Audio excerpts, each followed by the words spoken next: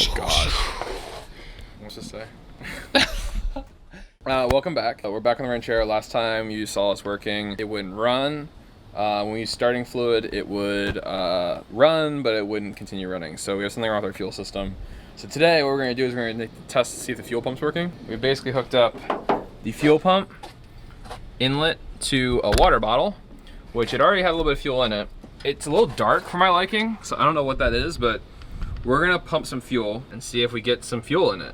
We're gonna do that. So yeah, I'm gonna go turn on the fuel pump, and Ben's gonna sit out here and watch the water bottle and make sure it doesn't spill everywhere. Let me know when you're ready. I'm ready whenever you are. Okay. Fuel pump test.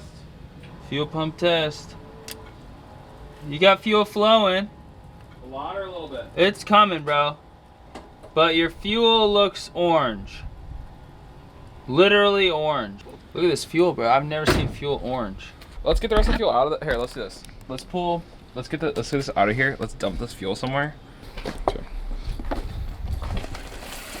Oh, whoa. I didn't mean for that to happen. We're just gonna fill it in this. All the fuel, just drain all the fuel into that? Well, I'm just gonna drain it until we start seeing it clear. Okay. Going pretty fast? Yeah. I have a feeling maybe these lines that were being used were not ethanol proof. So I think actually what we're seeing is we're seeing remnants of the, which means my carb is probably clogged. But I think it was bad fuel, boys. Hopefully it was that simple, huh? Crank.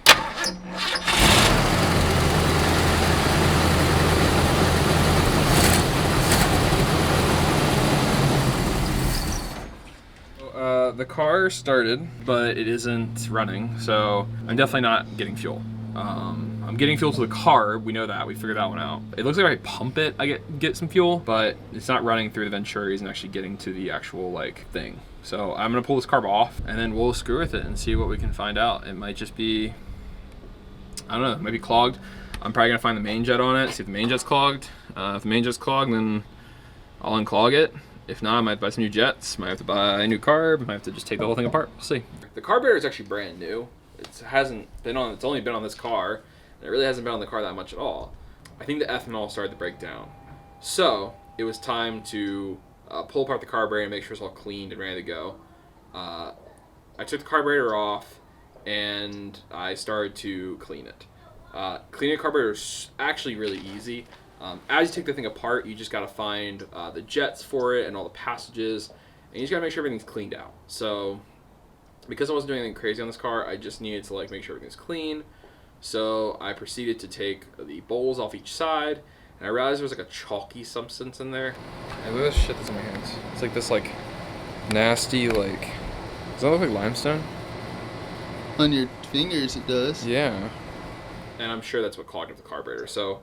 I got some starting fluid and some carburetor cleaner and just started to like clean out everything and wipe it down and shoot out of all the jets. Everything seemed to be clean, but you know, wasn't running. We got the carburetor all cleaned up. It had a bunch of white like substance in it. Jets look clean. Everything I could find looks clean. There's no reason this thing should not run. Everything should work. Pumping twice. 2 pumps. And starting.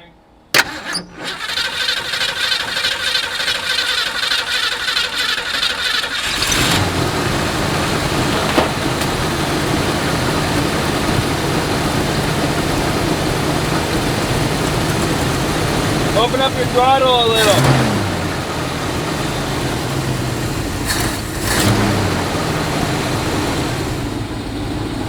Dude, it's just running now? I think it's timing. Timing's off a little. You want to get your timing light? I'm gonna shut her down, yeah, I'm gonna get timing light. Yeah. Woo! What do you Car think? runs! What do you think? That's great! Okay, let me get the timing light out. Alright. Give people at home what's happening right now. So we're gonna try adjusting timing and see where the timing's at, because it's not running great. I then went and checked the timing, and I realized the timing was so far off. So I adjusted the timing to be back around that 12 degrees initial point. For some reason, the vacuum advance still doesn't work on the car. I'm actually, whenever the vacuum advance gets hooked up on it, I'm getting a lean backfire out the carb. because it also has a light stumble off the line, and that's generally an indication of that. I'm getting that little lean backfire, but at least for now, if I leave the vacuum advance undone, it's fine. So we're here. We're going to drive this thing today. We're going to let it warm up for a second, and then, yeah, we're just going to cruise this thing out of here.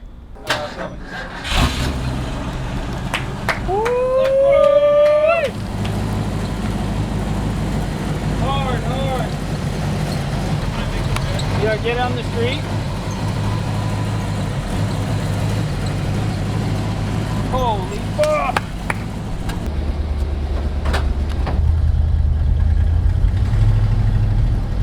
Might be cold. Brakes are good. Speedometer works.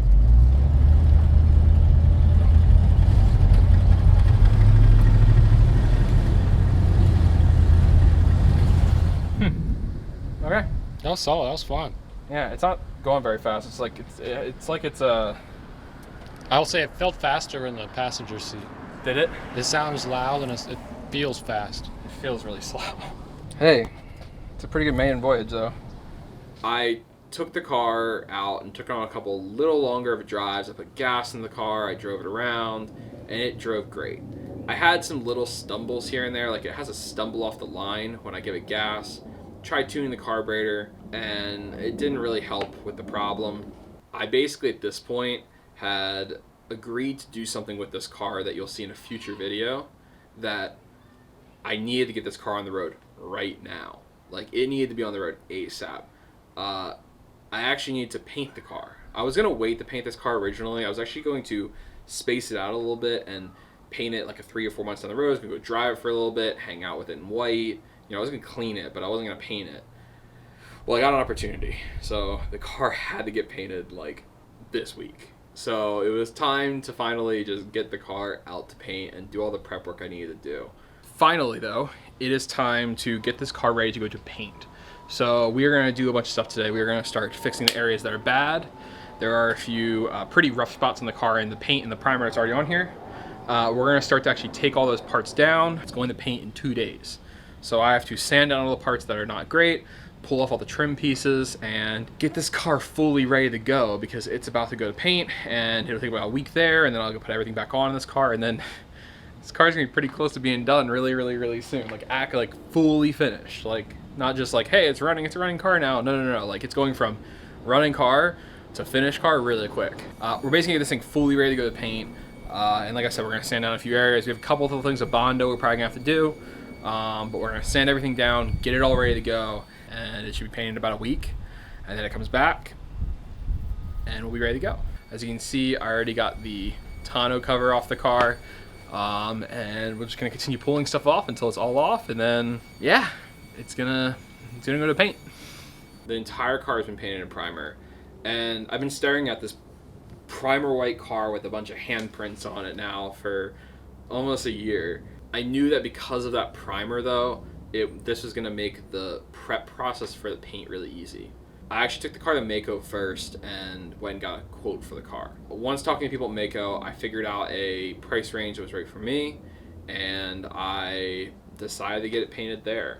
The only difference is I was prepping the car myself. If I would have had them prep the car, it would have taken longer and been way more expensive. And honestly, I just needed to get the car out the door and going, and you know, the paint job I need it to be good, but I don't need it to be, you know, high show quality.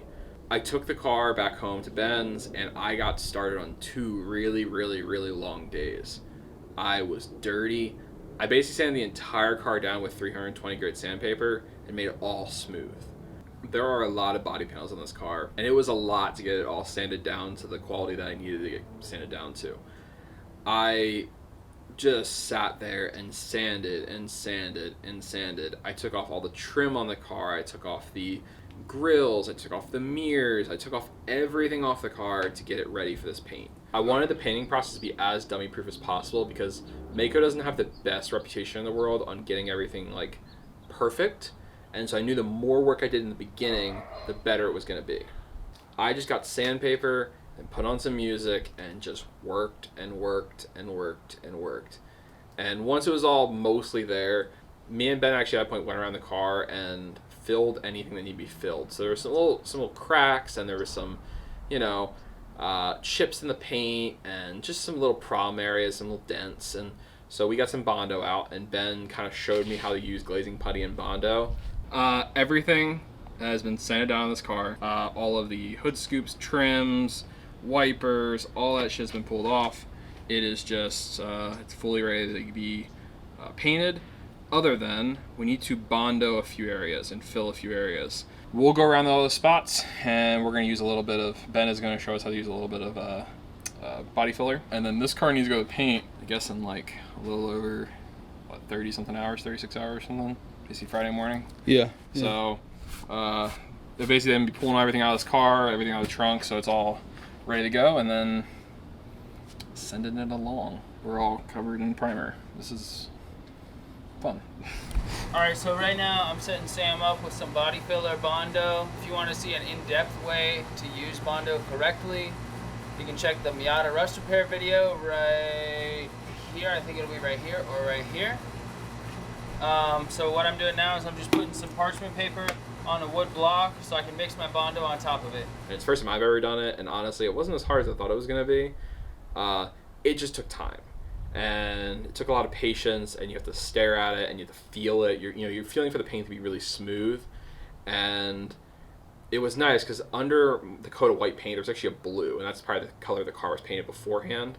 And because the whole car is painted blue, I kind of knew as I was getting through the primer onto the paint underneath, and I kind of was able to find my high spots and sand them down and get everything looking perfect. And then after getting all the Bondo spots finally like put down, I took the bumper off, and at that point the car was basically ready to go. So I drove the car to Mako.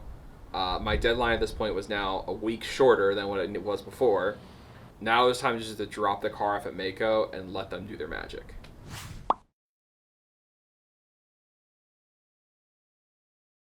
The car looks great, but it's dead. The battery's fucking dead.